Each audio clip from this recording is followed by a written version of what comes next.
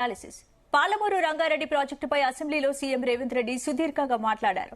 తెలంగాణకు అన్యాయం జరిగేలా చిన్న తప్పు కూడా చేయనట్టు దేవుడిపై ప్రమాణం చేశారు. కేసీఆర్ చేసిన తప్పులను సరిదిద్ది పాలమూరును సస్యశ్యామలం చేస్తానని చెప్పారు. ఇక ఖర్చుల వివరాల లెక్కలు చెబుతూ కేసీఆర్ హరీష్ పై విరుచుకుపడ్డారు రేవంత్. కమిషన్ల కోసమే జూరాల పవర్ పాయింట్ ను శ్రీశైలానికి మార్చారని ఆరోపించారు. పాలమూరు ప్రాజెక్టులో అసలు వివాదమేంటి?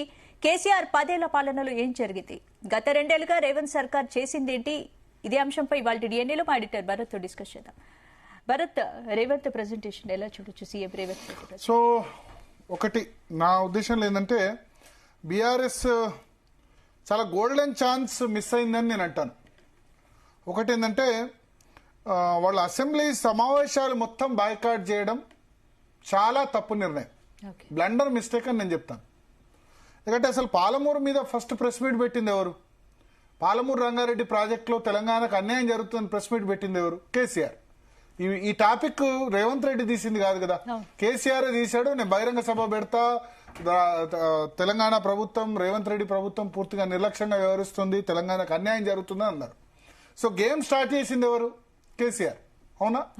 ఆయన ప్రెస్ మీట్ పెట్టేంత వరకు అసలు ఇష్యూ ఉందా? లేదు కదా. 40 టీఎంసీలకే ఒప్పుకున్నారు, చంద్రబాబుకు దాసోహం అన్నారు అని చెప్పారు. అన్నప్పుడు ఇప్పుడు సభలో చర్చించాల్సింది ఏంటి? సభలో దాన్ని సభ కంటే బెస్ట్ వేదిక ఏముంటుంది చర్చించడానికి? సరే, కేసీఆర్ రాలేదు, రాకుంటే పిల్లలు ఉన్నారు హరీష్ రావు, కేటీఆర్ అని చెప్పారు.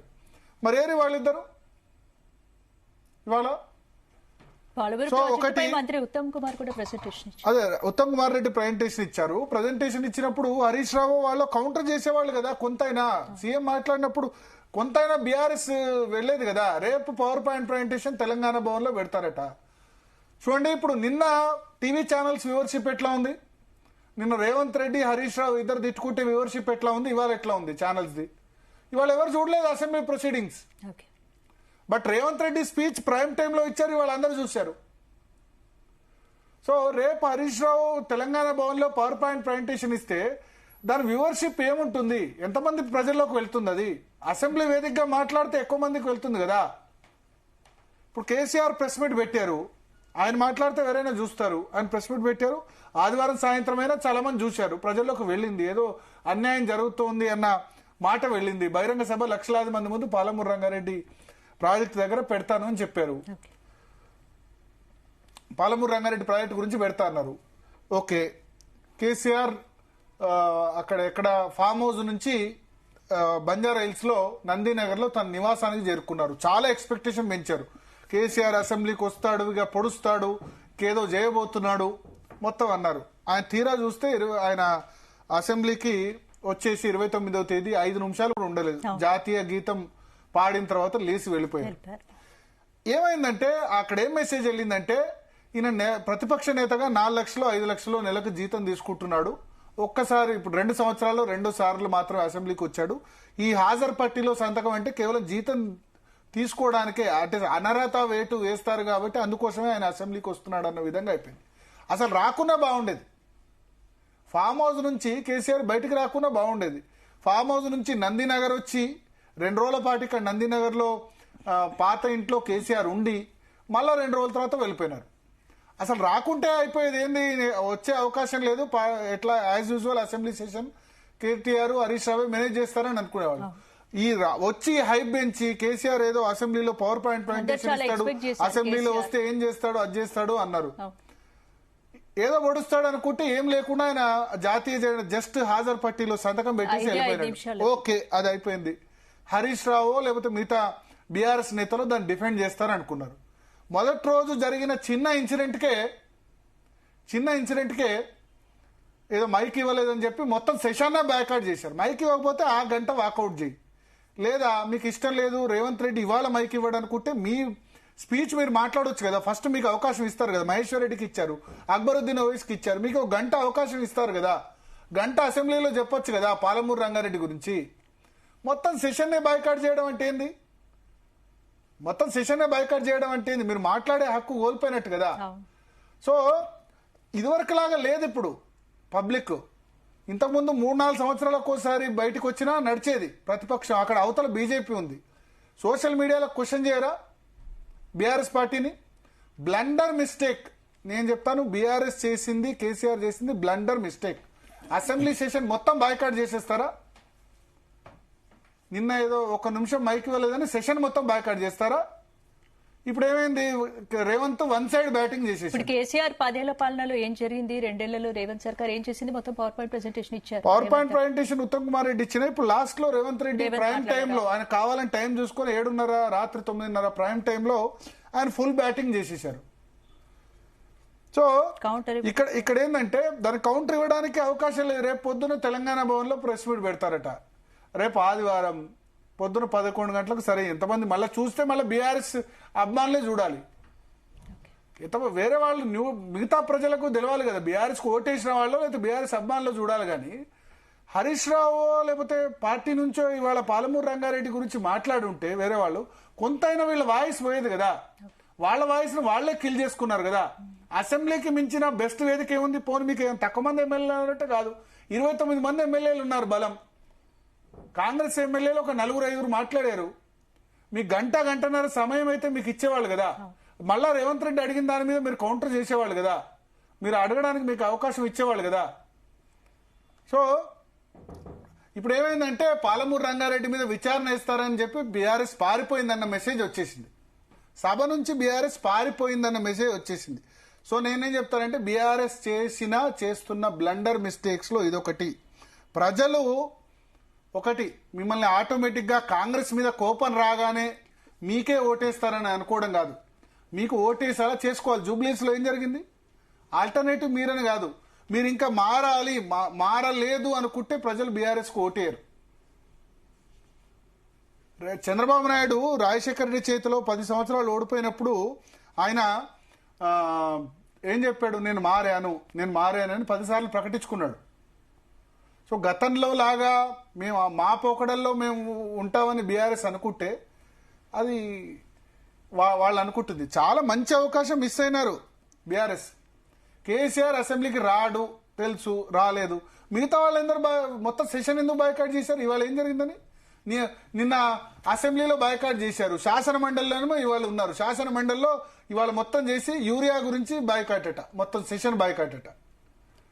అసలు సరే, కేసీఆర్ ఎవరి సలహాలు వినరు. కానీ ఈ జనరేషన్ కోరుకుంటుంది వేరే. ఈ generation minute to minute updates కావాలి.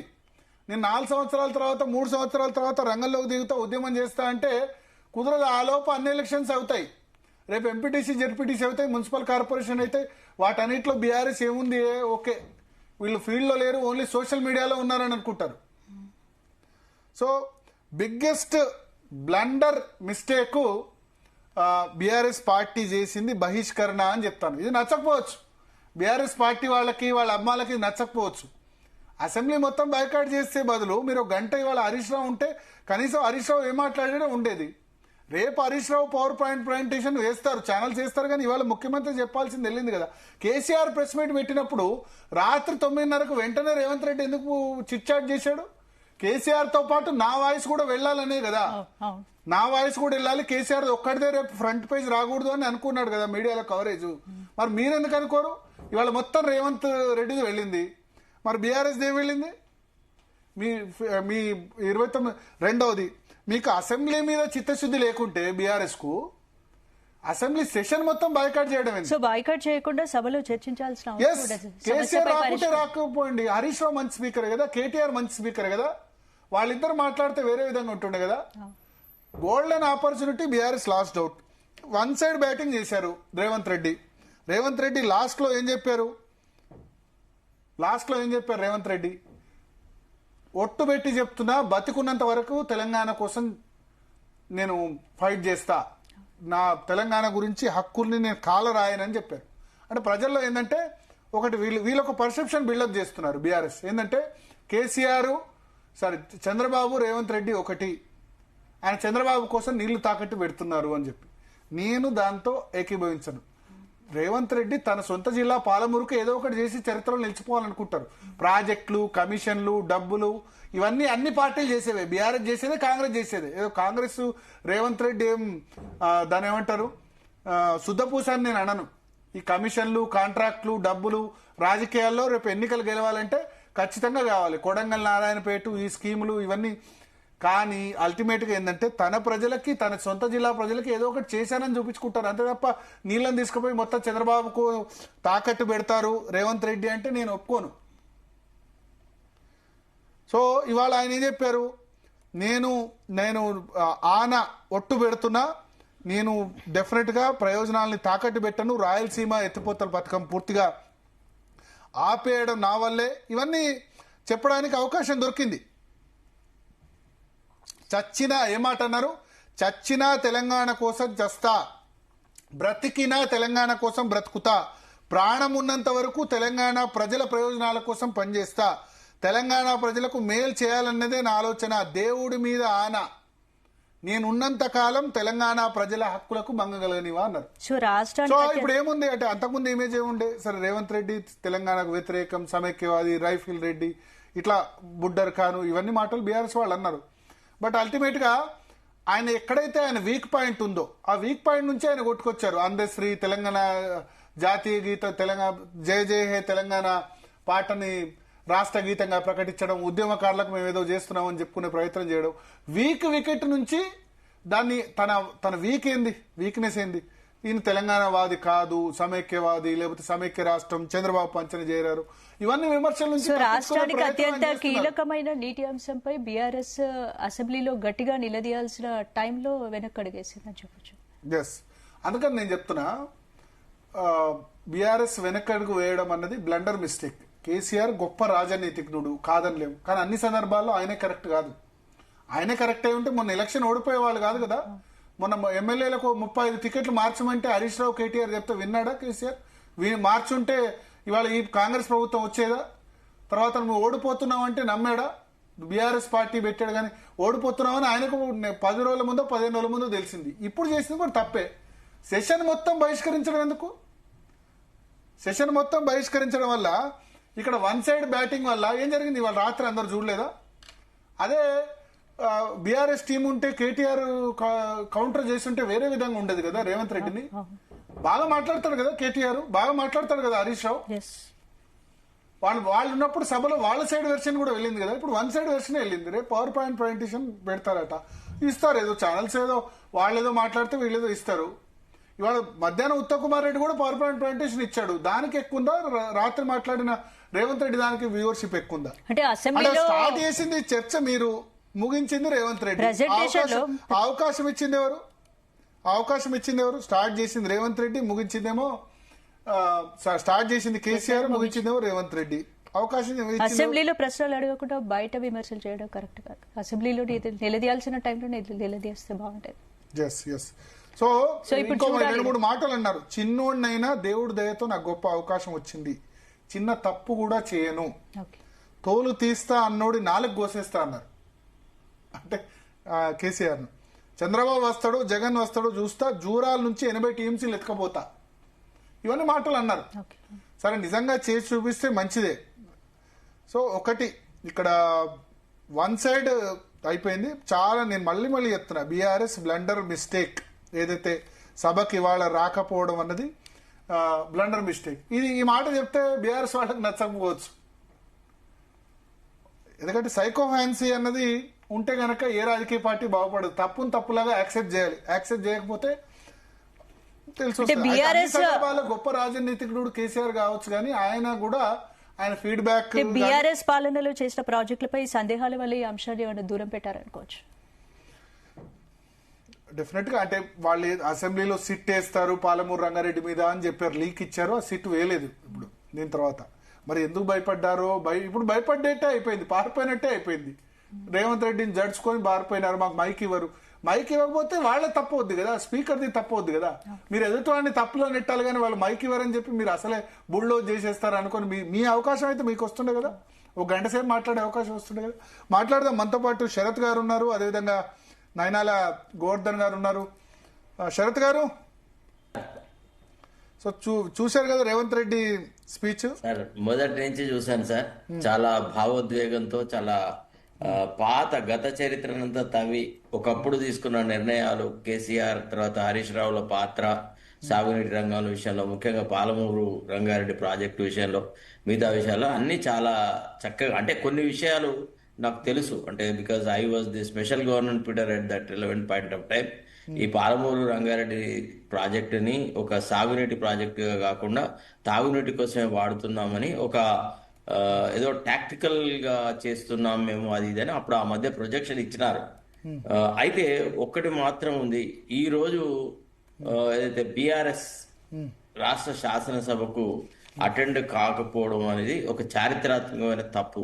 నేను నిన్ననే చెప్పినాను, ఏమని పిరికి పందల్లా పారిపోయారు వీళ్ళు, వాస్తవాన్ని ఎదుర్కొనే ధైర్య సాహసాలు వీళ్ళకు లేవు, వీళ్ళకు రాజకీయ కుటిలత్వం తప్ప రాజకీయ నీతిజ్ఞత లేదు అనేటువంటి మాట నేను నిన్న చెప్పినాను. అది ఈనాడు నిరూపించబడ్డది. ఎందుకంటే శాసనసభ అనే వేదికలోనే అన్ని గతంలో జరిగినటువంటి ఆ కరెస్పాండెన్స్ అంతా ఒక్కొక్కటి ప్రస్తావించి సభ రికార్డులలోకి తీసుకువచ్చేలాగా రేవంత్ రెడ్డి ఏదైతే ఆలోచన చేసినాడో, ఏదైతే మాట మాట్లాడినాడో, అది చాలా గొప్ప పొలిటికల్ మావరిక్ స్టెప్ అంటారు, అట్లా చేసినాడనే నా భావన. తర్వాత ఇక రేవంత్ రెడ్డిని ఈ విషయంలో అనుమానించాల్సిన అవసరం కూడా లేదు అనేది మనకు చాలా సుస్పష్టంగా తేలిపోయింది. ఎందుకంటే అతను ఒక విషయం చెప్పినాడు, నేను ఈ సభా వేదిక మీద భగవంతుడి మీద నేను ఇట్లా చెయ్యను, నా మీద ఉన్న అపోహలు కేవలం ఏదో రకంగా సృష్టిస్తున్నారు, ఇది కేవలం రాజకీయ ఎత్తుగడలో భాగంగానే నా మీద విష ప్రచారం మొదలెట్టినారు, నన్ను నమ్మండి అనేది అన్నారు. నేను అంటే భరత్ అప్పుడు బోఫర్స్ స్కామ్ అప్పుడు కూడా రాహుల్ గాంధీ ఇట్లనే రాజీవ్ గాంధీ ఇట్లనే పార్లమెంట్ లో చెప్పినాడు, neither me nor any of my family members are involved in this Bofors scandal అని. అప్పుడు జర్నలిస్ట్ గా నేను అనుకున్నాను అనమాట, ఇంత పవిత్రమైన స్థలంలో ఈ రకమైన అంటే హృదయం మీద ఒట్టేసి ఆ రకంగా చెప్పినాడు అని అన్నప్పుడు ఇంక మా మనిషిని మనం అనుమానించాల్సిన అవసరం లేదనుకున్నాను. తర్వాత కాలంలో అదే నిజమైంది. ఇప్పుడు కూడా రేవంత్ రెడ్డి మీద ఇప్పుడు ఆంధ్ర వాళ్ళ తొత్తు, లేకపోతే చంద్రబాబు నాయుడికి అనుకూలంగా సాగునీటి రంగాన్ని మారుస్తాడు, తెలంగాణకు ద్రోహం చేస్తాడు అని పదే పదే కేసీఆర్ చేస్తున్న ప్రచారం కానీ, హరీష్ రావు ప్రచారం కానీ, లేదా కేటీఆర్ ప్రచారం కానీ ఇప్పుడు అంత ఈజీగా జనం నమ్మరు.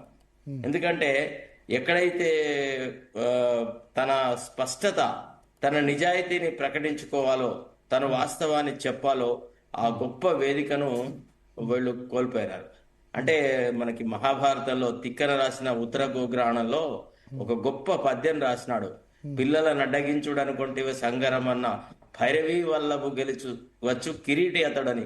ఎదురా కర్ణాను ఏదో ఎవడనో గెలుస్తా అనుకుంటున్నావు కానీ చాలా పొరపాటు, వచ్చేవాడు ఎవడు అంటే శివుణ్ణి ఓడించినటువంటి కిరీటి వస్తున్నాడు, ఈ పొల్లు మాటలు సాగవి కాని. అట్టనే ఈ బీఆర్ఎస్ పొల్లు మాటలకి ఇక కాలం చెల్లింది. ఇంకా వాళ్ళు కార్యాచరణలో ఏదైనా చూపెడితే తప్ప ఉత్తగానే అంటే వాళ్ళకున్న సోషల్ మీడియా ఛానళ్ళ ద్వారా ఇతరతరంగా ప్రచారం చేసుకొని ప్రభుత్వాన్నో లేదా ఇంకెవరినో నమ్మిస్తా లేదా ప్రజలను నమ్మిస్తా అనేటువంటి వాళ్ళ ప్రయత్నానికి రేవంత్ రెడ్డి దాదాపుగా చాలా గట్టిగానే గండి కొట్టినాడని నా భావన. భరత్. ఓకే, ఎస్ నయనాల గోవర్ధన్ గారు, ఏమనిపించింది రేవంత్ రెడ్డి స్పీచ్ చూసిన తర్వాత? ఓవరాల్ గా పాలమూరు రంగారెడ్డి ప్రాజెక్ట్ ఫ్యూచర్ ఏంటి? పాలమూరు రంగారెడ్డిలో టిఆర్ఎస్ ప్రభుత్వం, కేసీఆర్ ప్రభుత్వం చాలా ఘోరమైనటువంటి అన్యాయం చేసింది, అది వాస్తవం. గత 10 ఏళ్లలో కాళేశ్వరం పేరిట జరిగినటువంటి దోపిడీలో అది నష్టపోయింది. దాంట్లో ఈరోజు బీఆర్ఎస్ అసెంబ్లీకి అటెండ్ కాకపోవడం అనేటువంటిది గత 10 ఏళ్లలో మేము తప్పు చేశామని చెప్పేసి స్వయంగా అంగీకరించినటువంటి క్రమం. గత 10 ఏళ్లలో వీళ్ళు సాగించినటువంటి నీటిపారుదల దోపిడీ అనేటువంటిది చాలా క్లియర్ గా గోదావరిలో ఏదైతే తలపెట్టారో అది గ్రాండ్ ఫెయిల్యూర్. 1,00,000 కోట్లు గోదావరి పాలైపోయాయి, ఉన్న బ్యారేజీలు నాశనం అయిపోయాయి, కాళేశ్వరం కూలిపోయింది. ఈ విధంగా పాలమూరుకు సంబంధించినటువంటి విషయాల్లో ఎక్కడ వేసిన గొంగళి అక్కడ 27,000 కోట్లు ఖర్చు పెట్టినా అంతే ఉంది. కృష్ణా వాటర్ అలొకేషన్స్ లో కూడా కేసీఆర్ 299కి అంగీకరించి చాలా అన్యాయం చేశారు. రిపీటెడ్ గా దానిపైన సంతకం చేయడం. ఇంకోటి చాలా కీలకమైన విషయం ఏంటంటే, ఉమ్మడి ఆంధ్రప్రదేశ్ లో కానీ, తర్వాత ఎన్టీఆర్ పీరియడ్ లో కానీ, చంద్రబాబు నాయుడు పీరియడ్ లో కానీ, కేసీఆర్ పీరియడ్ లో కానీ, కేసీఆర్ 10 ఏళ్ల పాలనలో కానీ, రేవంత్ రెడ్డి గారి ఈ 2 ఏళ్ల పరిపాలనలో ఉమ్మడి ఆదిలాబాద్ జిల్లాకు జరిగినటువంటి అన్యాయం చాలా తక్కువది కాదు. చాలా కీలకమైన విషయం. అంటే దురదృష్టవశాత్తు మొత్తం గత ఈ దశాబ్దాల పరిపాలనలో ఒక రాష్ట్రానికి ఒక సుస్థిరమైనటువంటి సమగ్ర జల విధాన ప్రణాళిక లేకపోవడం అనేది చాలా బాధాకరమైన విషయం. ఉమ్మడి ఆదిలాబాద్ జిల్లాలో ఒక 23 లక్షల సాగు భూమి ఉంటుందండి. అందులో దాదాపు 3 లక్షల ఎకరాలకు మించి కాలువల ద్వారా నీరు అందినటువంటి పరిస్థితి లేదు. ఉమ్మడి ఆదిలాబాద్ జిల్లా గోదావరి పరివాహంలో వస్తుంది. దాదాపు గోదావరి ఉపనదులు చాలా ఉంటాయి. వాటికి దాదాపు 290 కిలోమీటర్లు గోదావరి, ప్రాణహిత 113 కిలోమీటర్లు, తర్వాత పెన్గంగ 160 కిలోమీటర్లు, వార్దా నది 70 కిలోమీటర్లు, వైన్ గంగా వార్దా నది 2 కలిసి ప్రాణహిత నదిగా మారుతుంది. అక్కడ నీటి కేటాయింపుల్లో ప్రాజెక్టులకు సంబంధించినటువంటి పూర్తి చేయడంలో చాలా దుర్మార్గమైనటువంటి అన్యాయం కేసీఆర్ పీరియడ్లో జరిగింది. అంతకుముందు కూడా జరిగింది. శ్రీరామ్ సాగర్ లో ఏదైతే కాకతీయ కెనాల్ ఏదైతే ఉందో అది 340 కిలోమీటర్ల పాటు కరీంనగర్, నిజామాబాద్, వరంగల్, మోతే, తిరుమలగిరి వరకు వచ్చింది. 14 లక్షలు 15 లక్షల ఎకరాలకు నిలుస్తుంది. అదే కాలువ చెన్నూరు వరకు వెళ్ళాలి. అదే కాలువ చెన్నూరు వరకు 145 కిలోమీటర్లు వెళ్ళాలి. నెహ్రూ డిజైన్ చేసిన కాలువ 1962లో తలపెట్టిన ఈ రోజు వరకు వెళ్ళినాయి.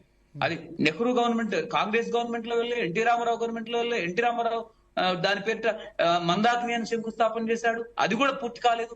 చివరికి అది ఎక్కడ ఆగిందంటే ఆదిపూర్ దగ్గర 71 కిలోమీటర్ దగ్గర ఆగుతుంది. శ్రీరామ్ సాగర్ నుంచి పశ్చిమంలో అలొకేషన్ 99.9%, వరంగల్, కరీంనగర్, మోతే, నల్గొండ జిల్లా వరకు వస్తే ఆదిలాబాద్ 0.1 వస్తుందండి. ఆదిలాబాద్ 0.1%. ఈరోజు తుమ్మిడిహట్టి నుంచి కాళేశ్వరం కూలిపోయిన తర్వాత తుమ్మిడిహట్టి నుంచి తీసుకెళ్లేటటువంటి సుందిల్లా ఏదైతే ఉందో బేసికల్లీ రాంగ్ ప్రాజెక్ట్ అండి.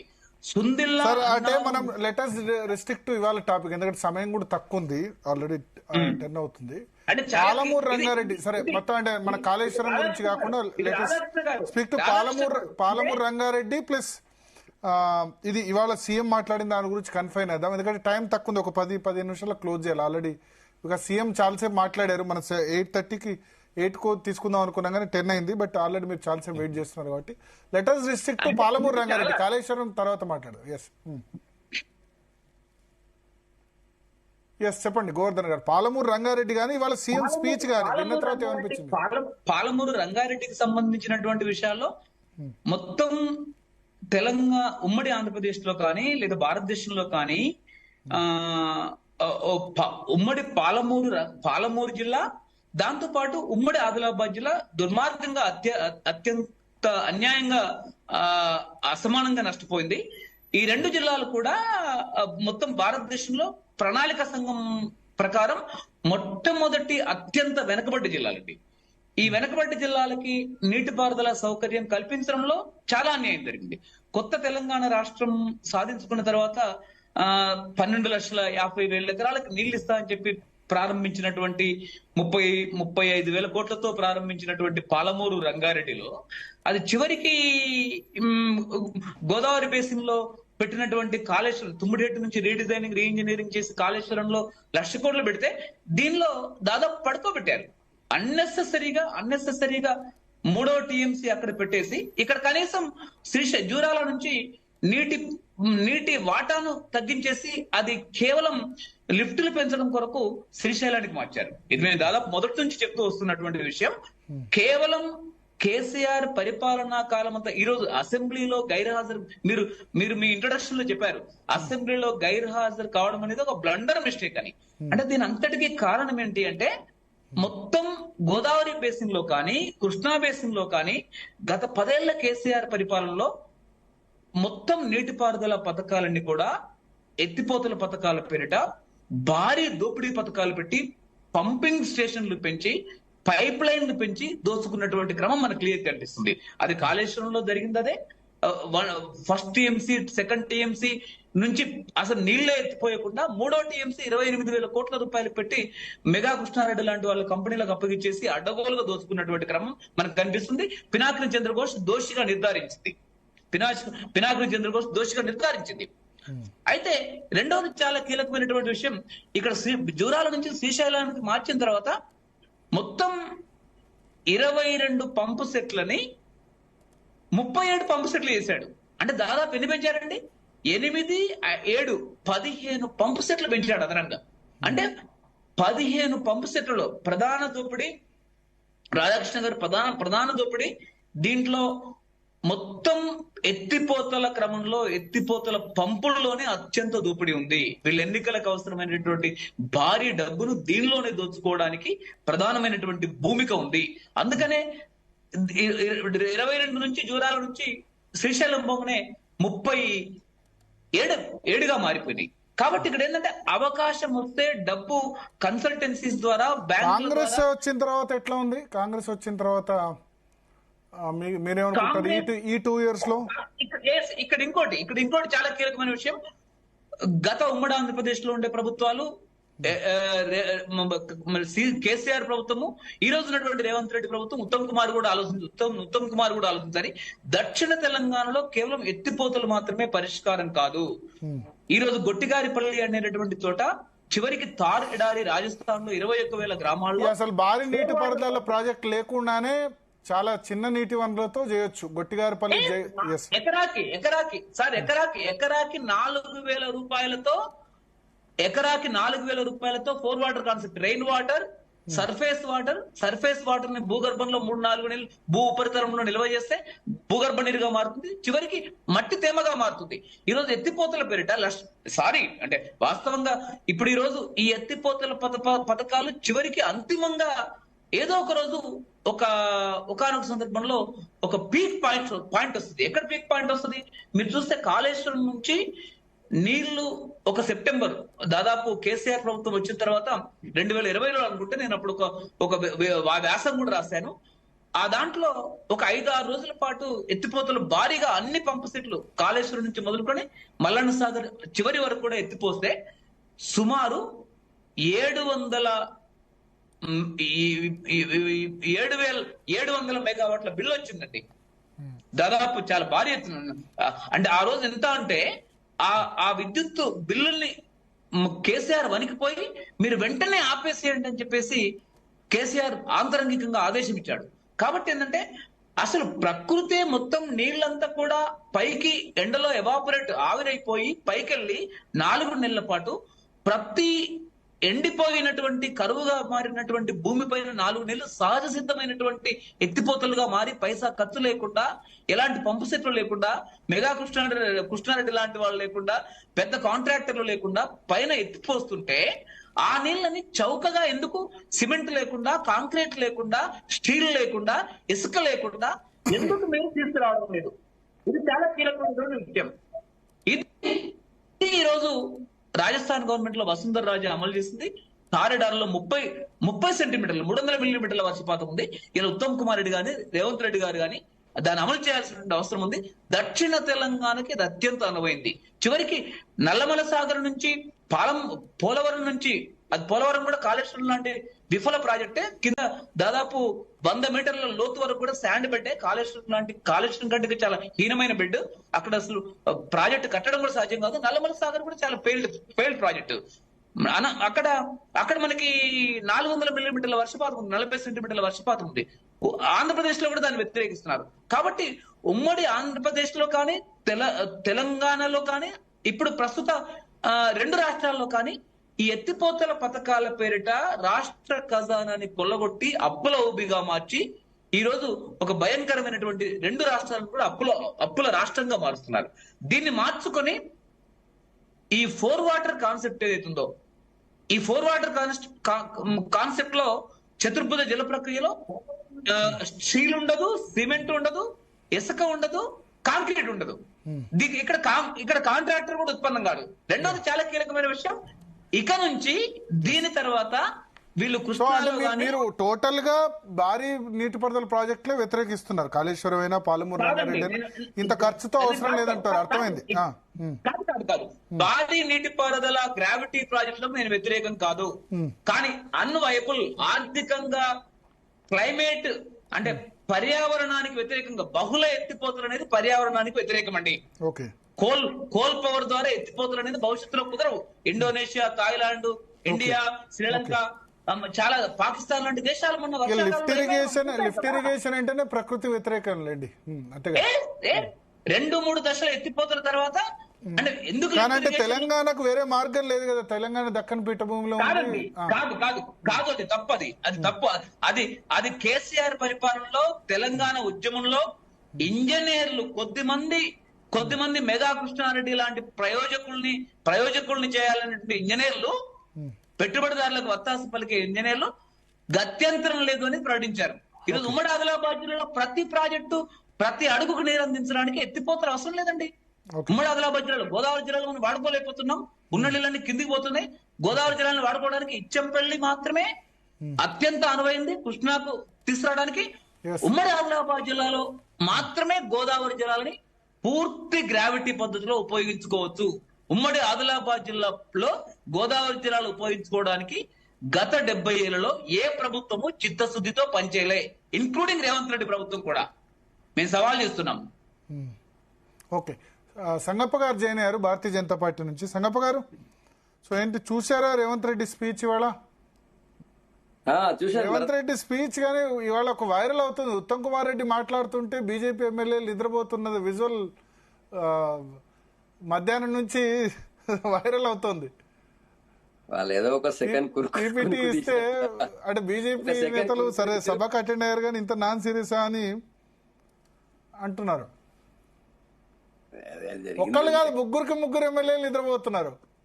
అంటే ఇంకా 5 ఉన్నారు కదా, ముందర 2 వెనక ఒక ఎమ్మెల్యే, ముగ్గురు మొత్తం 7 ఉన్నారు మా వాళ్ళు అక్కడ. 3 నిద్రపోయితే విజువల్ బయటకు వచ్చింది. సెకండ్ పార్ట్ ఇట్లా కొట్టినారు, వచ్చింది. అది సభలో లైవ్ టెలికాస్ట్ లో కంటిన్యూగా నడుస్తున్నప్పుడు ఎందుకంటే ఎవరికైనా మధ్యాహ్నం సమయం పెట్టుకుంటే మధ్యాహ్నం లంచ్ చేసిన తర్వాత పొలిటీషియన్స్ కి నాప్ అలవాటు ఉంటుంది జనరల్ గా. సరే, లంచ్ తర్వాత సెషన్ కాబట్టి అట్లా లంచ్ తర్వాత ప్రెజెంటేషన్. చెప్పండి. అదే చూసిన ఈరోజు అంటే రేవంత్ రెడ్డి గారు ఏమనుకున్నారంటే ఒకసారి ఆయన కాళేశ్వరం తర్వాత పాలమూరు రంగారెడ్డిలో ఏం జరిగింది, పాలమూరు రంగారెడ్డికి నేను ఏదో గొప్ప చేసినాను కేసీఆర్ చెప్పుకునే ప్రయత్నాన్ని అని బాగా ఎండగట్టింది. వాస్తవం కేసీఆర్ సరే ఇప్పుడు గోదావరి బెల్ట్ కి సంబంధించి గోదావరి బేసిన్ పై నయనాల గోవర్ధన్ గారికి ఉన్నంత అవగాహన గానీ అనుభవం గానీ ఎవరికి లేదు. ఆయన బాగా చాలా విషయాలు కూడా చెప్పారు. ఆయన కృష్ణా బేసిన్ విషయంలో 100% కేసీఆర్ తెలంగాణ రాష్ట్రానికి మరణ శాసనం రాసింది, అది డౌట్ లేదన్నా. మీరు అప్పుడు ఆల్రెడీ మీరు ఢిల్లీలో ఉన్నారు. ఫస్ట్ మీటింగ్ 2015 లో జరిగింది. అప్పుడు 2015 లో జరిగినటువంటి ఫస్ట్ మీటింగ్ లోనే 299 టీఎంసీపీలు ఒప్పుకున్నారు. ఆ తర్వాత జరిగినటువంటి first next apex committee meeting లో చంద్రబాబు నాయుడు గారు కేసీఆర్ గారు పాల్గొన్నారు. అప్పుడు దాన్ని కంటిన్యూ చేశారు. అది ఇప్పటికి ఇంకా నడుస్తూనే ఉంటుంది. అది వీళ్ళు ఒకవేళ ఫస్ట్ మీటింగ్ లోనే బైకాట్ చేసి వచ్చి ఉన్నట్టయితే, అప్పుడు ఉమాభారతి గారు కేంద్ర జలశక్తి శాఖ మంత్రిగా ఉన్నారు, అప్పుడు జలవనరుల శాఖ ఉండే కదా, ఉమాభారతి గారు ఉన్నటువంటి టైంలో వీళ్ళు అప్పుడే బైకాట్ చేసి వచ్చుంటే ఇంకో రకంగా ఉండేది. ఇప్పుడు మాకు ఎక్కడ స్టోర్ చేసుకుంటాం, మీకు స్టోర్ చేసుకోవడానికి రిజర్వ్ చేసుకోవడానికి సోర్సెస్ లేవు కదా అంటే అవన్నీ మీకెందుకు, రేపు మేము ఇంకోటి కట్టుకుంటాం, ఇంకోసారి ఇంకోటి చేసుకుంటాము, మా వాటా మాకు రావాల్సిందే అని చెప్పి బైకాట్ చేసి వచ్చుంటే ఇది ఆ సమస్య ఆ ఇష్యూ ఉత్పన్నమయ్యేది కాదు.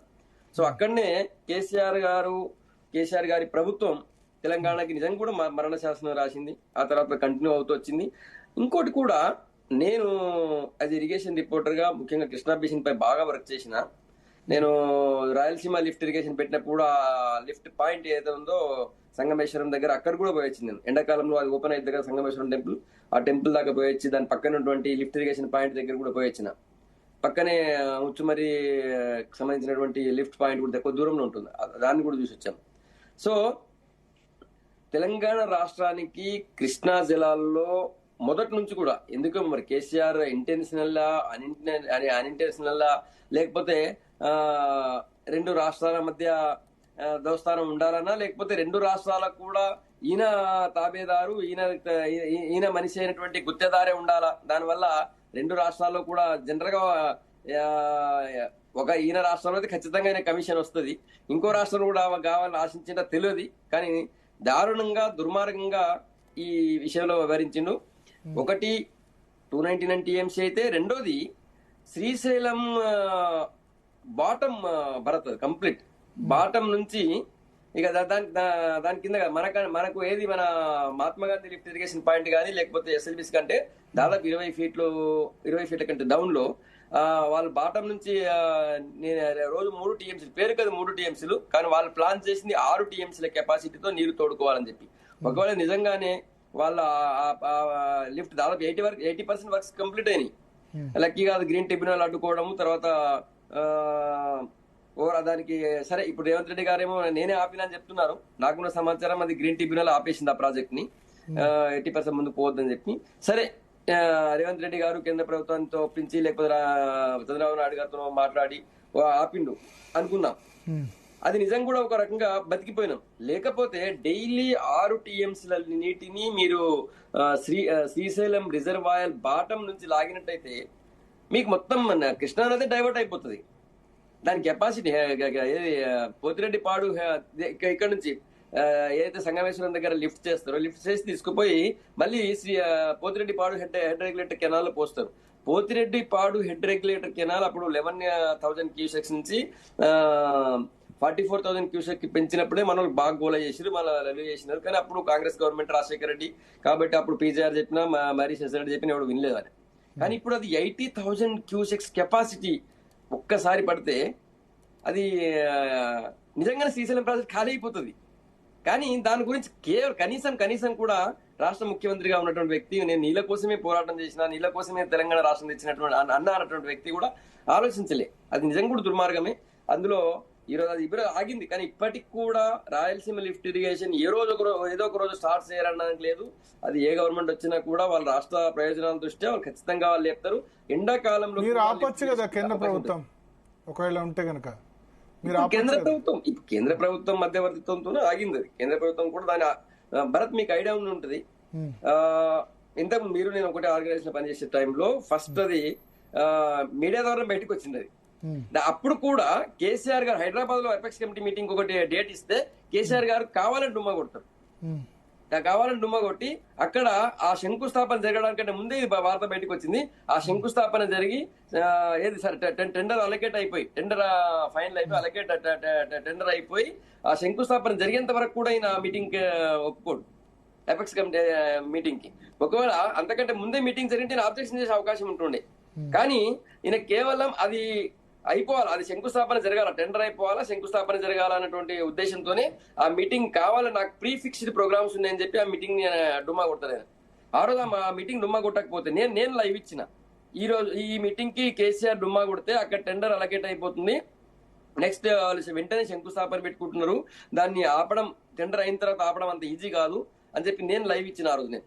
కానీ కావాలని చెప్పి నాకు ముందే ఫిక్స్ అయిన ప్రోగ్రామ్స్ ఉన్నాయని చెప్పి ఆయన అప్పుడు డుమ్మా కొడతారు మీటింగ్ ని. ఆ మీటింగ్ పోస్ట్ పోన్ చేయిస్తారు కేసీఆర్. నిజానికి ఆ తర్వాత చూస్తే పెద్ద చెప్పుకోదగా ప్రీఫిక్స్ పెద్ద ప్రోగ్రామ్ లేదు, ఈయన పోవాల్సిందే అన్నంత పెద్ద మీటింగ్ కూడా కాదు. తర్వాత చూసినట్టయితే కేవలం ఏపీ గవర్నమెంట్ కి అప్పుడు ఉన్నటువంటి జగన్మోహన్ రెడ్డి గవర్నమెంట్ కి ఫేవర్ చేసేందుకే ఆయన ఈ రాయలసీమ లిఫ్ట్ ఇరిగేషన్ ప్రాజెక్ట్ కి పూర్తిగా ఫేవర్ గా వ్యవహరించింది. సరే ఇప్పుడు 80% వర్క్స్ అయినా కూడా ఆగింది. మరి ఫ్యూచర్ ఎట్లా ఉంటుందని నేను చెప్పలేను. ఫ్యూచర్ లో సరే మీరు అన్నట్టు కేంద్ర ప్రభుత్వం జోక్యం చేసుకుంటుంది, ఆపుతుంది, అది ఏదైనా కావచ్చు. కానీ ఎన్నటికైనా ప్రమాదం అయితే పొంచి ఉంటుంది కదా, అదొకటి. రెండవది ఈ పాలమూరు రంగారెడ్డి లిఫ్ట్ ఇరిగేషన్ ఇష్యూకి సంబంధించి ఇంకొక పాయింట్ యాడ్ చేస్తాను. పాలమూరు రంగారెడ్డి లిఫ్ట్ ఇరిగేషన్ ఇంతకుముందు వాళ్ళు జూరాల నుంచి పెట్టాల్సిందే. ఫస్ట్ చాలా మంది ఇంజనీర్స్ కూడా చెప్పిన మాట వాస్తవం కాదు. అది ఫస్ట్ జూరాల నుంచే లిఫ్ట్ చేయాలా, మీకు మనకి జూరాల నుంచి లిఫ్ట్ చేసినట్టు ఇన్ని ఇప్పుడు ఏదైతే పాలమూరు రంగారెడ్డికి ఏదైతే 5 దాదాపు రిజర్వాయర్లు 5 లిఫ్ట్లు అనుకున్నారు కదా, అవి లేకుండా 3 లిఫ్ట్లతోనే ఇదే నెరవేరేటువంటి అవకాశం ఉండే. రంగారెడ్డి అండ్ పాలమూరు జిల్లాలకు పూర్తిగా సస్యశ్యామలమైన అవకాశం ఉండే అనేది రిటైర్డ్ ఇంజనీర్స్ అందరు కూడా చెప్తున్న విషయం అది. ఆ తర్వాత ఇంకొకటి, సరే లిఫ్ట్ పాయింట్ మార్చడం ఒకటైతే ఇక్కడ చాలా ఇంట్రెస్టింగ్ పాయింట్ చెప్తా ఒకటి భరత్. ఏదైతే ఇప్పుడు శ్రీశైలం బ్యాక్ వాటర్ లో వీళ్ళు సర్జిపుల్ అనుకున్నారో, ఇంటెక్ వెల్ అనుకున్నారో, ఏది పాలమూరు రంగారెడ్డి లిఫ్ట్ ఇరిగేషన్, అది ఇమ్మీడియట్ గా ఈ కల్వకుర్తి లిఫ్ట్ ఇరిగేషన్ పాయింట్ ఏదైతే ఉందో, Mahatma Gandhi Kalwakurthy lift irrigation point ఎక్కడ ఉందో దాని పక్కనే ఉంటుంది, చాలా దగ్గరలో ఉంటుంది. అప్పుడు ఉన్నటువంటి ఇంజనీర్లు కానీ అది అప్పుడు ఉన్నటువంటి డిజైన్ కూడా ఫస్ట్ అనుకున్నది ఏంటంటే ఆ లిఫ్ట్ కల్వకుర్తికి ఇంకొద్ది దూరంలో అది ఓపెన్ కెనాల్ చేసి, ఓపెన్ కెనాల్ ద్వారా ఓపెన్ పంప్ హౌస్ అనేది ప్లాన్ చేస్తారు ఫస్ట్. కానీ ఆ తర్వాత ఏమైందేమో తెలియదు, కావాలని దాన్ని అండర్ గ్రౌండ్ కి మారుస్తారు, అండర్ గ్రౌండ్ పంప్ హౌస్ చేస్తారు. దాన్ని అండర్ గ్రౌండ్ పంప్ హౌస్ చేస్తున్నారంటే రిటైర్డ్ ఇంజనీర్ అందరూ కూడా వ్యతిరేకించినారు, అప్పుడు పనిచేస్తున్నటువంటి గవర్నమెంట్ అఫీషియల్స్ వ్యతిరేకించినారు, తర్వాత పాలమూరు జిల్లాకు సంబంధించినటువంటి మేధావులందరూ వ్యతిరేకించారు. ఎందుకంటే అండర్ గ్రౌండ్ పంప్ హౌస్ చేయడం వల్ల, అక్కడ మొత్తం అండర్ గ్రౌండ్ లో మీరు బ్లాస్టింగ్స్ చేయడం వల్ల పక్కన ఉన్నటువంటి కల్వకుర్తి లిఫ్ట్ ఇరిగేషన్ కి చాలా ప్రమాదం. అది అక్కడ క్రాక్స్ వచ్చే అవకాశం ఉంటుంది. దాదాపు 12 ఉమ్మడి మహబూబ్నగర్ జిల్లాలో 12 నియోజకవర్గాల తాగునీరు అందించేటువంటి ప్రాజెక్ట్ అది కల్వకుర్తి లిఫ్ట్ ఇరిగేషన్. ఒకవేళ మీరు అది చేస్తే అది ఆగిపోతే మొత్తం పాలమూరు జిల్లాకి తాగునీరు ప్రమాదం వస్తుందని చెప్పి అందరూ వ్యతిరేకిస్తారు. బెంగళూరులో ఉన్నటువంటి ఒక సెంట్రల్ గవర్నమెంట్ ఆర్గనైజేషన్, అది రాక్ రిలేటెడ్ ఏదో, అంటే ఈ వైబ్రేషన్స్, ఈ బ్లాస్టింగ్ సంబంధించినటువంటి ఇన్స్టిట్యూట్, దాని పేరు చెప్తాను ఒక నిమిషంలో. ఆ ఆర్గనైజేషన్ రిపోర్ట్ కూడా ఇచ్చింది, సెంట్రల్ గవర్నమెంట్ ఆర్గనైజేషన్. అక్కడ మీరు వెంటనే మీరు అండర్ గ్రౌండ్ పంప్ హౌస్ పెట్టినట్టయితే అక్కడ కల్వకుర్తి లిఫ్ట్ ఇరిగేషన్ కి ప్రమాదం వస్తుందని చెప్పి, అయినా కూడా వినకుండా వీళ్ళు కావాలని చెప్పి దూరం తగ్గుతుంది. కొద్దిగా ఓపెన్ పంప్ హౌస్ అయితే కొద్దిగా ఒక 500 మీటర్స్ ఎంతో దూరం పెంచాల్సి ఉంటుంది. కేవలం 1 కిలోమీటర్ 500 మీటర్స్ దూరం కోసం అని చెప్పి వీళ్ళు అండర్ గ్రౌండ్ పంప్ హౌస్ ఏర్పాటు చేస్తారు. దానివల్ల అండర్ గ్రౌండ్ పంప్ హౌస్ ఏర్పాటు చేసే క్రమంలో వీళ్ళు అండర్ గ్రౌండ్ లో చేసేటువంటి బ్లాస్టింగ్స్ వల్ల, డ్రిల్లింగ్ వల్ల పక్కనటువంటి కల్వకుర్తి లిఫ్ట్ ఇరిగేషన్ సర్జిపూల్లో క్రాక్స్ వచ్చి మొత్తం మునిగిపోతుంది. దాదాపు ఇప్పటికి కూడా ఈవెన్ ఈ గవర్నమెంట్ వచ్చి 2 ఏళ్ళు దాటిపోయింది కదా, ఇప్పటికి కూడా వీళ్ళు కూడా ఆ కల్వకుర్తి లిఫ్ట్ ఇరిగేషన్ ప్రాజెక్ట్ ని రిపేర్ చేయలేదు. ఒకటే మోటార్ ఉంది, ఒక మోటార్ నుంచి నడుస్తుంది. సజ్జిపూలు మునిగిపోయింది స్టిల్ అన్న, అదే చెప్తా అన్న, స్టిల్ అది ఏ మోటార్ పని చేస్తలేవు, ఒకటే ఒక మోటార్ పనిచేసే అవకాశం ఉంది. అది ఆ రోజుల్లో కెపాసిటీ చిన్నది, లిఫ్ట్ తర్వాత వెళ్ళేటువంటి ఆ కెనాల్స్ కెపాసిటీ చిన్నది కాబట్టి నడుస్తుంది. లేకపోతే మీరు 7 మోటార్లు ఇంకా పని చేయకుండా పడి ఉన్నాయి. ఈ గవర్నమెంట్ కూడా ఏం చేయలేదు. కరెక్ట్ గోవర్ధన్ చెప్పాలా, ఇప్పటిదాకా ఒక్క మోటార్ ఈ కాంగ్రెస్ గవర్నమెంట్ కూడా రిపేర్ చేయలేదు. అయితే ఈ విధంగా అప్పుడు టిఆర్ఎస్ గవర్నమెంట్ ఆ విధంగా మోసం చేసింది, ద్రోహం చేసింది తెలంగాణకి కృష్ణా బేసిన్ లో. ఈ గవర్నమెంట్ వచ్చిన తర్వాత కూడా మరి కల్వకుర్తి లిఫ్ట్ ఇరిగేషన్ అవి ఎందుకు రిపేర్ చేయించలేదు? రిపేర్ చేయించచ్చు కదా. రిపేర్ చేయించి అక్కడ జగన్మోహన్ రెడ్డి 44,000 క్యూసెక్ల కెపాసిటీ ఉన్న పోతిరెడ్డిపాడు కెనాల్స్ ని హెడ్ రెగ్యులేటర్ దగ్గర 80,000 క్యూసెక్స్ కి పెంచినప్పుడు మీరు ఇక్కడ ఇప్పుడు ఉన్నటువంటి Mahatma Gandhi lift irrigation canals ని కొద్దిగా కెపాసిటీ పెంచుకొని ఇవి రిపేర్ చేసినా మీరు పాలమూరు రంగారెడ్డి రాకపోయినా కొంత లిఫ్ట్ మీరు వాటర్ లిఫ్ట్ చేసిన అవకాశం స్టిల్ ఉంటుంది, ఇప్పుడు ఉంది. కానీ సరే, వాళ్ళ మీద వీళ్ళ మీద వాళ్ళు ఆరోపణ చేసుకోవడానికి ఒక మంచి రాజకీయ వేదికగా ఉంది కాబట్టి వీళ్ళంటే దాన్ని ఏది సినిమా నడిపిస్తున్నారు. ఇది గౌరవ శాసనసభ్యుడు అన్నట్టు వాళ్ళు ఒక సినిమా చూపించారు, మీరు ఒక సినిమా చూపించారు అన్నట్టు వీళ్ళు సినిమా చూపిస్తున్నారు తప్ప చిత్తశుద్ధితో చేసేది ఉంటే వీళ్ళు రాగానే ఆ కల్వకుర్తి లిఫ్ట్ ఇరిగేషన్ ని ఆయన సొంత జిల్లా కల్వకుర్తి లిఫ్ట్ ఇరిగేషన్ రిపేర్ చేయించేది ఉండే. ఎందుకు రిపేర్ చేయించలేదు? వాళ్ళ మీద ఆరోపణ చేయడానికి వేదిక ఉండాలనుకున్నాడు ఆయన. మరి శరత్ గారు, సో ఓవరాల్ గా ఇప్పుడు సరే బీఆర్ఎస్ అవకాశం కోల్పోయింది, కానీ రేవంత్ రెడ్డి స్పీచ్ చూస్తే ఏమనిపించింది? ఒక మాట అన్నారు, మళ్ళీ నాలుక కోస్తా అని అన్నారు, తోలు తీస్తే నాలుక కోస్తా. ఆ భాషను మనం సమర్థించలేము. బట్ ఒకటి ఆయన ఒట్టు వేసి ఒక మాట చెప్పారు. నాకేంటంటే ఆయన కాన్ఫిడెన్స్ కలిగించే ప్రయత్నం చేశారు. ఈ మట్టిలోనే పుట్టే ఈ మట్టిలోనే చేస్తా, ఈ మట్టికి అన్యాయం చేయను. అది ఓవరాల్ గా నేను చెప్పాలనుకుంది. అంటే ఏదైతే చంద్రబాబు రేవంత్ రెడ్డి థియరీ ఏదైతే బీఆర్ఎస్ పట్టుకొస్తుందో దాన్ని అది చేసే ప్రయత్నం, కూల్ చేసే ప్రయత్నం చేశారు. నేను కూడా నమ్మను. ఇప్పుడు రేవంత్ రెడ్డి పాలమూరులో పుట్టాడు, పాలమూరుకు చంద్రబాబు కోసం ఎందుకు అన్యాయం చేస్తాడు? ముఖ్యమంత్రిగా ఆయన సక్సెస్ కావాలనుకుంటాడు, కానీ తను ఫెయిల్ అయ్యి చంద్రబాబు సక్సెస్ కావాలని కోరుకోడు. ఎవరికైనా పదవి వచ్చిన తర్వాత అది ఏమంటారు, పెళ్ళామైనా తమ్ముడైనా అన్నైనా తమ్ముడే పేకాటే. పదవి గురించి భార్యాభర్తలే కొట్లాడుకుంటే పరిస్థితి, అన్నదమ్ములే కొట్లాడుకుంటే పరిస్థితి, అన్న చెల్లెలే కొట్లాడుకుంటే పరిస్థితి మనం చూసాం. పదవి వచ్చిన తర్వాత చంద్రబాబు గురించి ఈయన చెడ్డ పేరు తెచ్చుకొని ఆయన మంచి పేరు ఎట్లా, చంద్రబాబు మంచి పేరు రాని నాకు చెడ్డ పేరు రాని అని అనుకుంటాడా? బేసిన్లు లేవు, లేవు అని చెప్పి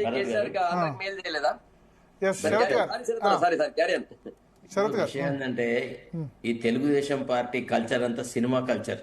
వీళ్ళకి డైలాగులు వేరే వాళ్ళు రాసిచ్చిన చదువుడు ఇదంతా దీనికి మనం ఇదంతా తీసేయాలి. ఇదంతా మనం భూస కింద అంటే ఉనక కింద తీసేయాలి. అదంతా తీసేసేసి మనము చూడాల్సింది ఏంటి అంటే కొన్ని వాస్తవాలను కేసీఆర్ కప్పిపుచ్చినవాడు.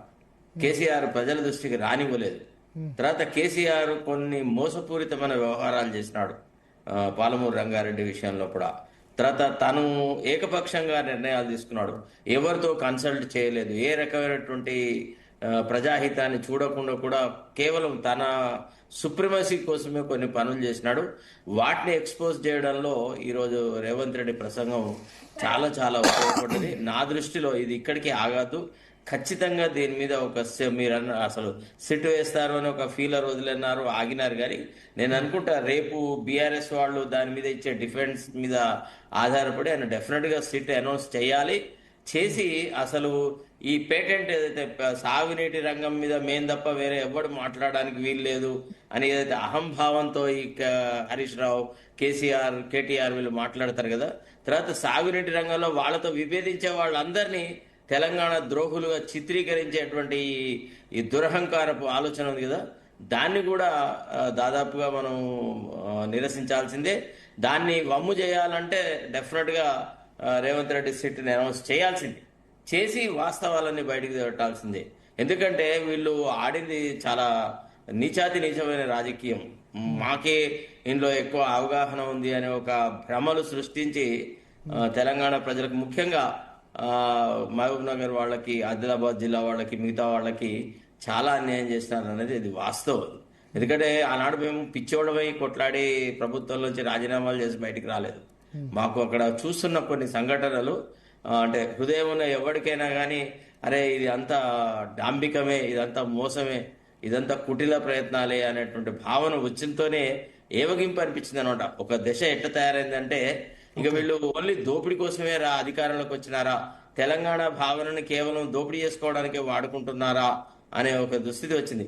అంతెందుకండి మనమందరం చెప్పడం అవసరం లేదు, ఆయన స్వయాన బిడ్డ కవితనే చెప్పింది ఏమని, శాసనసభకు వచ్చి అసలు ఎందుకు జూరాల నుంచి శ్రీశైలానికి మార్చినారు ఆ విషయంలో ఆయనకే ఎక్కువగా అవగాహన ఉంటుంది కాబట్టి ఆయన సభకు వచ్చి తెలంగాణ ప్రజలకు సమాధానం ఇవ్వాలా అనేటువంటి మాట మాట్లాడింది. ఇక అంతకంటే యాసిడ్ టెస్ట్ ఏది లేదు.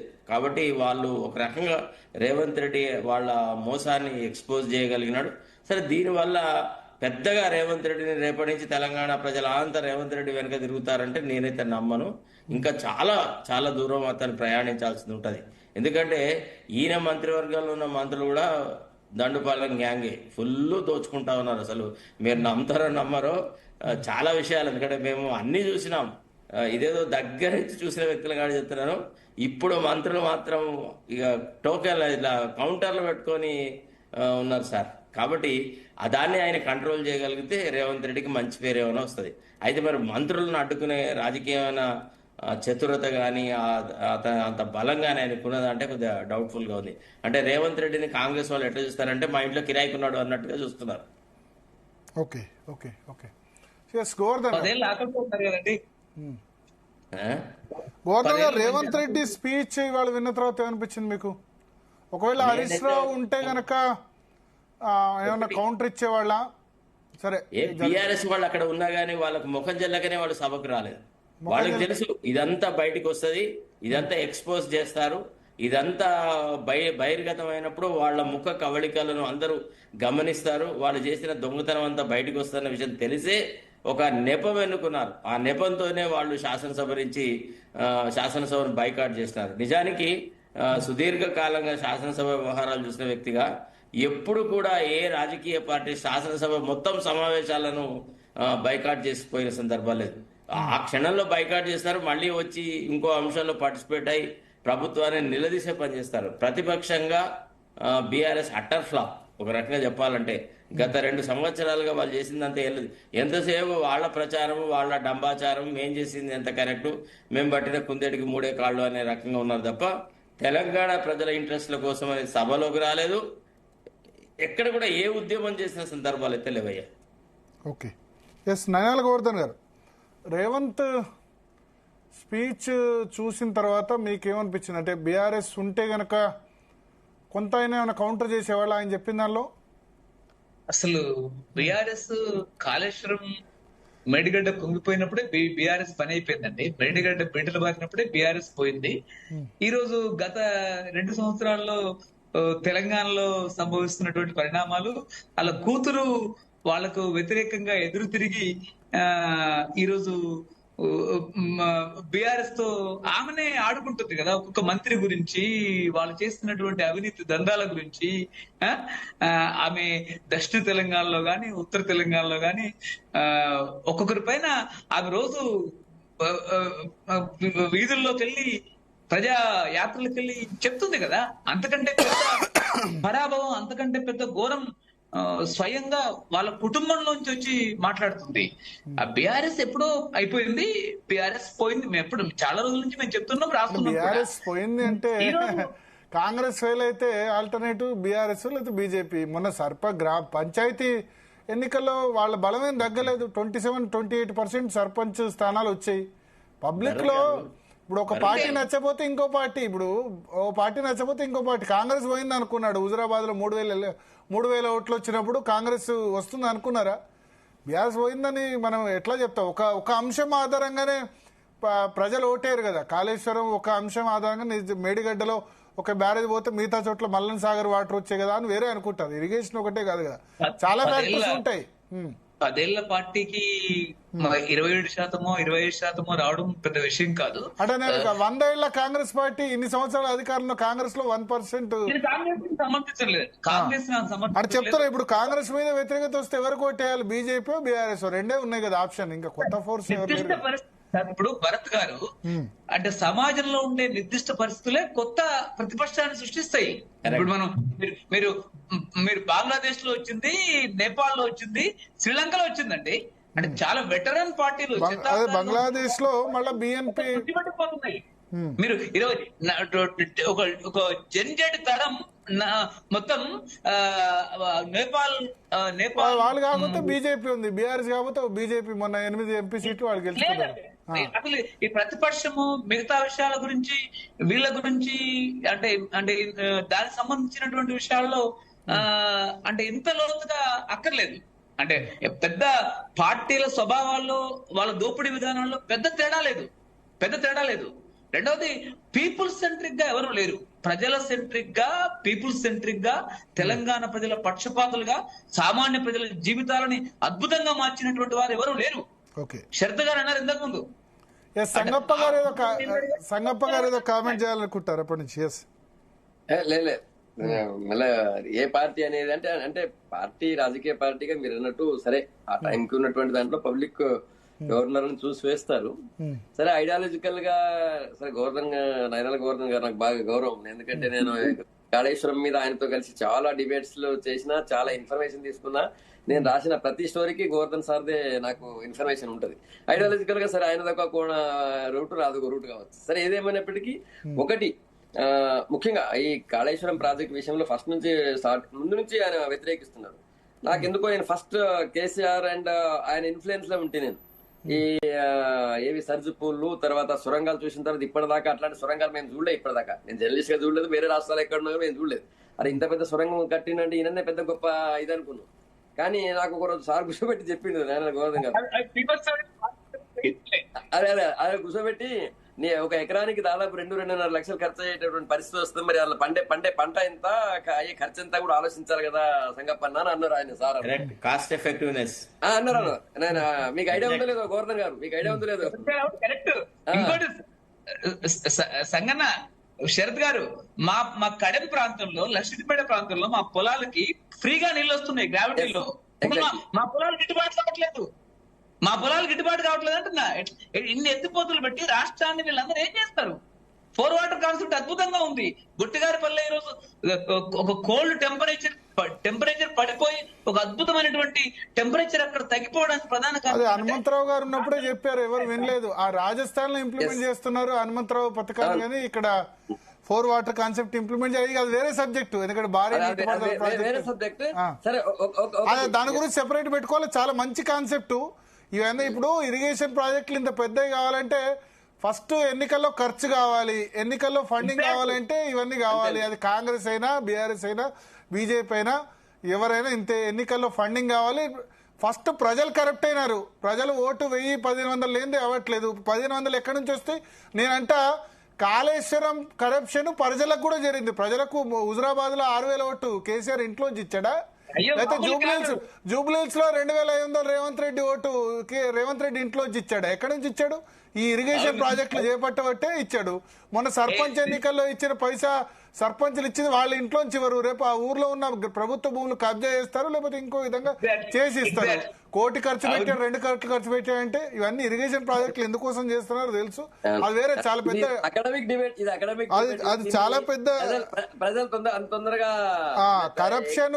ఆలోచించాలి. కాళేశ్వరం కరప్షన్ అయినా పాలమూరు రంగారెడ్డి కరప్షన్ అయినా అది ప్రజల్ని కూడా తాకుతుంది. ఎందుకంటే వాళ్ళు కూడా ఓటుకు డబ్బు తీసుకుంటారు. ఓటుకు ప్రింటింగ్ మిషన్ లేవు, కేసీఆర్ ఇంట్లో లేవు, రేవంత్ రెడ్డి ఇంట్లో లేవు, లేకపోతే నరేంద్ర మోడీ ఇంట్లో లేవు. ఇక్కడ నుంచే తీసుకొచ్చి ఇవ్వాలి. ఈ ప్రాజెక్టులు కాంట్రాక్ట్ నుంచే ఇవ్వాలి. ఏ కరప్షన్ కరప్షన్ దాని గురించి ఎంత చర్చిస్తే అంత మంచి. అంటే భారీ నీటిపారుదల ప్రాజెక్టులు ఏ పట్టేదే ఇప్పుడు ఒక వనరు. ఇంతకుముందు ప్రజల దగ్గర తీసుకునే వాళ్ళు, కానీ ఈ భారీ నీటిపారుదల ప్రాజెక్టులు అంటేనే భారీ కమిషన్లు. ఒక్క నిమిషం.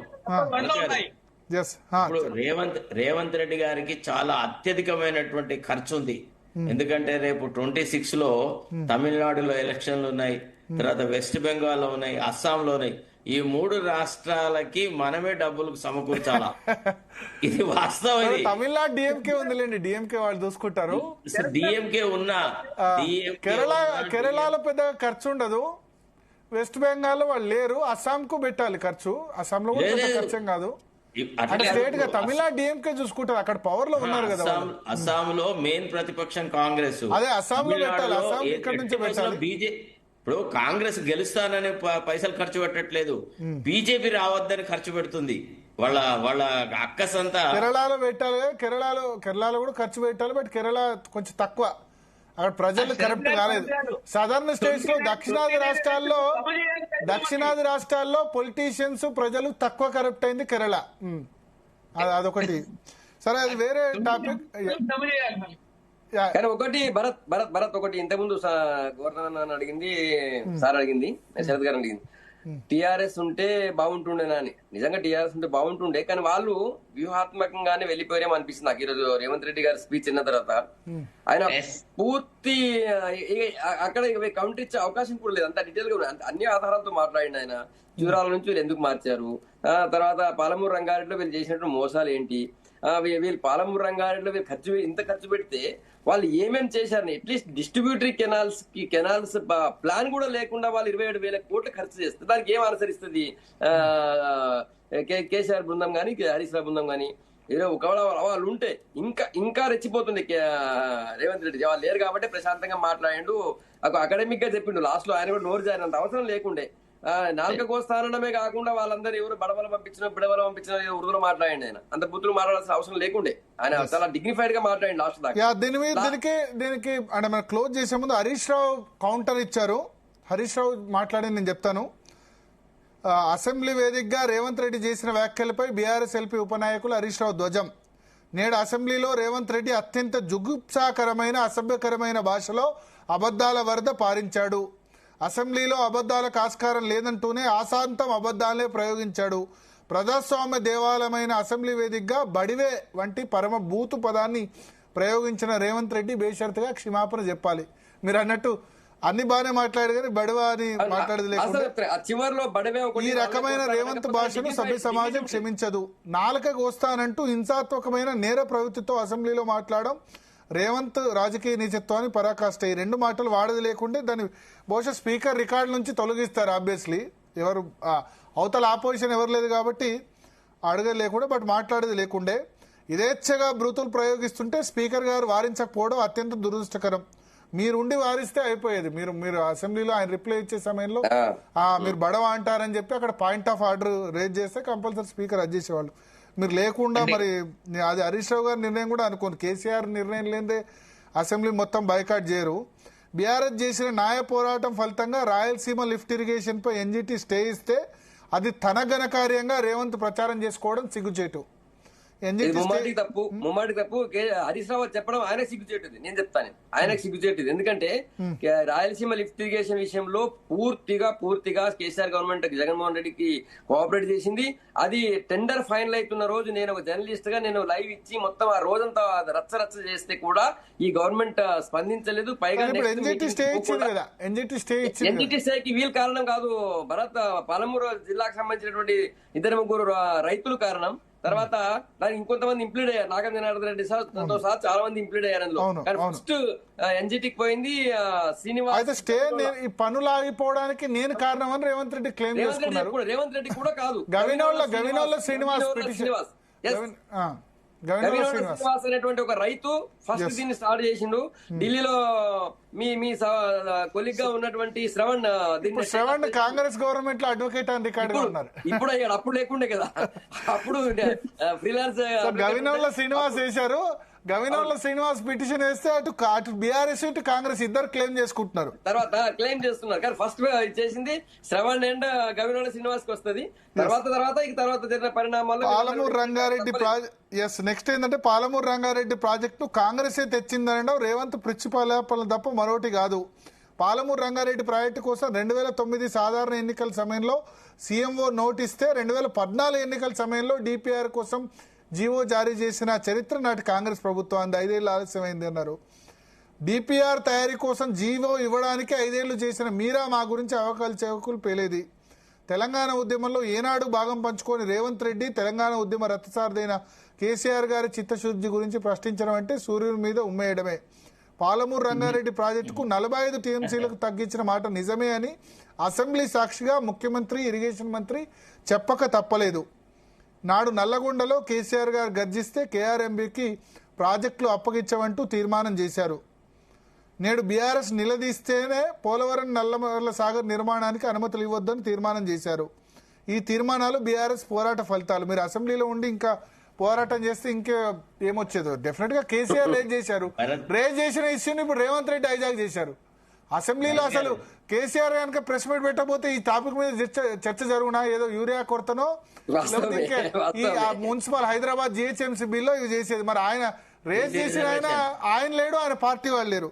నెక్స్ట్ ఇరిగేషన్ విషయంలో రేవంత్ కు బేసిక్ నాలెడ్జ్ అనేది లేదనే విషయం నేడు అసెంబ్లీ వేదికగా మరోసారి రుజువైంది. నిజానికి చెప్పాలంటే కేసీఆర్ కు, హరీష్ రావుకు చాలా నాలెడ్జ్ ఉంది. ఎందుకంటే 10 సంవత్సరాలు వాళ్ళు ఇరిగేషన్ మంత్రులుగా అది చేశారు. రేవంత్ రెడ్డికి, ఉత్తమ్ కుమార్ రెడ్డికి నాలెడ్జ్ తక్కువనే ఉండొచ్చు. ఏది బచావా ట్రిబ్యునల్ ఏంటి, బిజేష్ కుమార్ ట్రిబ్యునల్ ఏంటి, దానిలో తప్పులు రావచ్చు, ఒకటి బదులు ఒకటి చెప్పుండొచ్చు. బీఆర్ఎస్ వరద జలాలపై స్టాండ్ తీసుకోవాల్సి ఉండే రేవంత్ రెడ్డి వ్యాఖ్యానించడం పరమ అజ్ఞానం, అవివేకం. వరద జలాలపై స్టాండ్ తీసుకుని డిపిఆర్ ఇస్తే సిడబ్ల్యూసి పరిశీలన కాదు కదా, కనీసం స్వీకరించదు అనే ప్రాథమిక విషయం కూడా ముఖ్యమంత్రికి తెలియకపోవడం రాష్ట్ర దౌర్భాగ్యం. అంటే సిడబ్ల్యూసి జనరల్ గా అష్యూర్డ్ వాటర్ ఉంటేనే పర్మిషన్ ఇస్తుంది. వరద జలాల మీద ఆధారపడి ప్రాజెక్టులకు అనుమతి ఇవ్వదు. సో వరద జలాల మీద స్టాండ్ అంటే బహుశా రేవంత్ రెడ్డి ఆ 811 టీఎంసీలు కాకుండా 190 టీఎంసీలు ఇంకా అడిషనల్ గా 65% డిపెండబిలిటీ ఆధారంగా Krishna tribunal, KWD2 Brijesh Kumar tribunal ఇచ్చింది. దాని గురించి చెప్పిన దాన్ని ఈయన వరద జలాల మీద అన్నారు. కానీ వరద జలాల మీద చాలా ప్రాజెక్టులు ఉన్నాయి. ఇల్లీగల్ రాయలసీమలో ఉన్నాయని వరద జలాలు, వరద జలాలు అంటే బట్ సిడబ్ల్యూసి పర్మిషన్ పూర్తి స్థాయిలో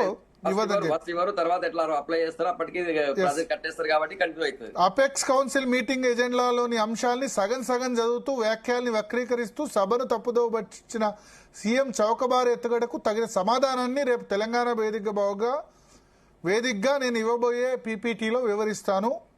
ముఖ్యమంత్రి రేవంత్, ఇరిగేషన్ మంత్రి ఉత్తమ్ చేసిన ఆరోపణలకి, చెప్పిన అబద్దాలకి తగిన సమాధానం పూర్తి సాక్ష్యాధారాలతో వివరిస్తాను. ముఖ్యమంత్రి పిట్టకథల్ని, ఉత్తమ్ కట్టుకథల్ని మీడియా సాక్షిగా తిప్పికొడతామంటూ Harish Rao press release issue చేశారు. చెత్త. సో అదంతా అవుతుందేనండి. వీళ్ళకు మాకే పేటెంట్ ఉంది ఇరిగేషన్ మీద మాట్లాడతాం. అంటే నేనేమంటే సబ్జెక్ట్ ఉంది కదా ఇరిగేషన్ మీద. కేసీఆర్ కు హరీష్ కు చాలా సబ్జెక్ట్ ఉంది. అగ్రీడ్.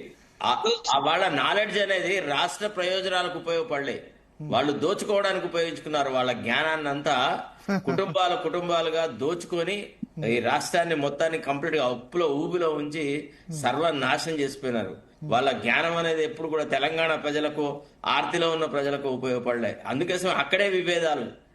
ఇప్పుడు ఇంకో విషయం ఏం చెప్పనా, అసలు ఎక్కడైతే నువ్వు యుద్ధం చేయాలో యుద్ధ రంగం వదిలేటి పారిపోయి, సభ నుంచి పారిపోయి ఇప్పుడు బయట రేపు పోయి ప్రెస్ కాన్ఫరెన్స్ పెడతా దీన్ని ప్రజలు నమ్మాలా అని అంటే అది చాలా సత్యదూర విషయం. ప్రజలు దాన్ని పట్టించుకోరు.